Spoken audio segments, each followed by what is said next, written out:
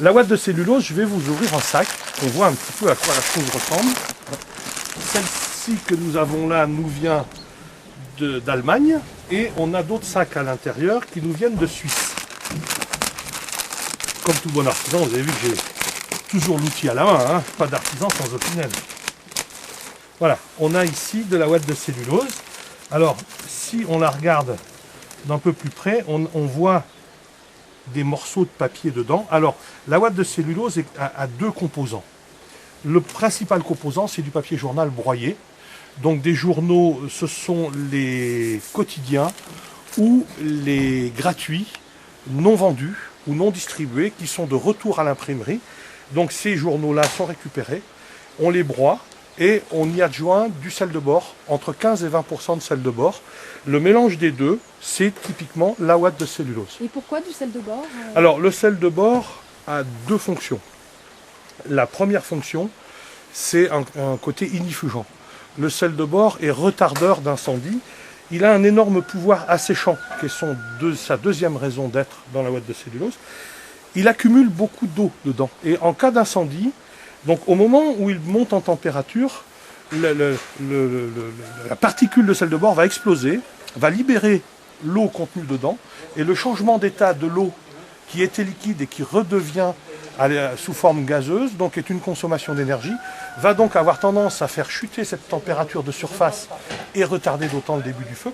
Et après, ce sel de bore va cristalliser et nous faire un peu une protection de surface propre à empêcher l'oxygène d'arriver jusqu'au cœur de la matière. Et comme pour faire du feu, il faut ce que les pompiers appellent le triangle infernal du carburant, du comburant et une source de chaleur. On a bien le carburant, on a bien la source de chaleur, mais on n'a plus le comburant puisque l'oxygène ne peut plus arriver. La deuxième raison de la présence du sel de bore, je vous disais, c'est son pouvoir hygroscopique d'absorption de la vapeur d'eau. Aujourd'hui, on prend peu ou prou tous un bain ou une douche par jour et on sature nos intérieurs de vapeur d'eau. Et cette saturation de vapeur d'eau fait qu'on a énormément de mal à effectivement gérer cette teneur en vapeur d'eau intérieure sans qu'elle ne cause de désordre dans le bâti. Et le sel de bore a ce pouvoir d'absorber beaucoup de vapeur d'eau et de retarder d'autant l'apparition du point de rosée. Et ceci combiné avec le fait que la ouate de cellulose elle-même est d'origine de bois, hein, donc nature cellulosique, elle a aussi une forte possibilité d'absorption d'eau, enfin d'eau sous forme de vapeur, avant saturation. Donc dans des conditions d'exploitation identiques à ce que l'on pourrait avoir en présence d'une laine minérale, on aura un point de rosée qui sera beaucoup plus tardivement, qui se concrétisera beaucoup plus tardivement et on gardera un pouvoir isolant bien plus longtemps.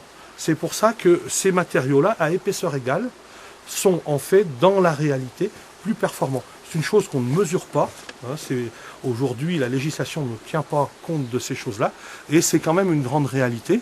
Et il en a un troisième, alors il n'est qu'accessoire, mais c'est quand même très intéressant, notamment dans des constructions en bois, comme celle que l'on va voir ici. C'est que, tenant le milieu extrêmement bas en hygrométrie, il empêche la vie de se développer. Donc on a une hygrométrie trop basse pour avoir des moisissures ou des champignons. Donc pas de phénomène de dégradation, ni des bois, ni des bétons, si on était construit en béton, puisque pas de rétention d'eau, hein, pas de rétention d'eau, pas de moisissures, pas de champignons, pas de ferrailles qui rouillent et qui vont faire exploser les bétons. Et il a un autre pouvoir encore, c'est vraiment un produit miraculeux, ce sel de bore, il est bactéricide. Et tous les insectes xylophages se nourrissent de la cellulose, ils viennent manger notre bois, nos meubles, nos planchers, pour se nourrir de la cellulose, mais ils ne peuvent pas la digérer directement. Ils sont obligés de s'adjoindre les services de bactéries, un peu comme nous, on a une faune intestinale, c'est pareil, hein, mais le simple fait de venir manger de la cellulose avec du sel de bore, ils vont ingérer du sel de bore qui va tuer leurs bactéries, et ils ne pourront plus digérer cette cellulose qui va leur perforer l'intestin. Et ils vont mourir de perforation stomacale, ce qui n'est pas très sympathique pour eux, mais il y a un choix à faire entre les insectes xylophages et nos maisons. Nous, on a fait le choix de plutôt conserver les maisons.